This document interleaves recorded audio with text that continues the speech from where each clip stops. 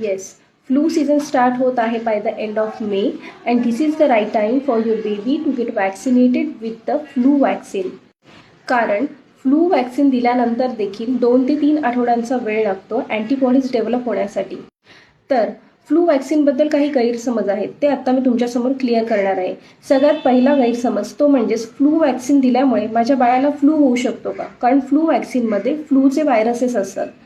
तर नाही, फ्लू वॅक्सिनमध्ये असणारे व्हायरसेस हे इनॲक्टिवेटेड फॉर्ममध्ये असतात आणि त्याच्यामुळे बाळाला फ्लू होत नाही. याविरुद्ध वॅक्सिन्स व्हायरसेसच्या विरुद्ध लढण्यासाठी अँटीबॉडीज निर्माण करायला मदत करते. आणि दुसरा गैरसमज म्हणजेच वॅक्सिन देऊन देखील माझ्या बाळामध्ये फ्लू होतोय, म्हणजेच वॅक्सिन काम करत नाही आहे का? तर डेफिनेटली नॉट.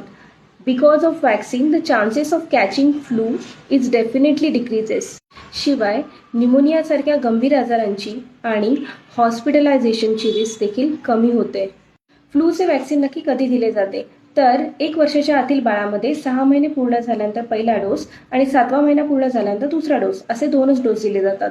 तर 1 वर्ष ते 5 वर्षापर्यंत प्री मॉन्सून पिरियडमध्ये 1 डोस दिला जातो. तर इम्युनो कॉम्प्रोमाइज पेशंटमध्ये 5 वर्षानंतर देखील हे वॅक्सिन कंटिन्यू करू शकतो.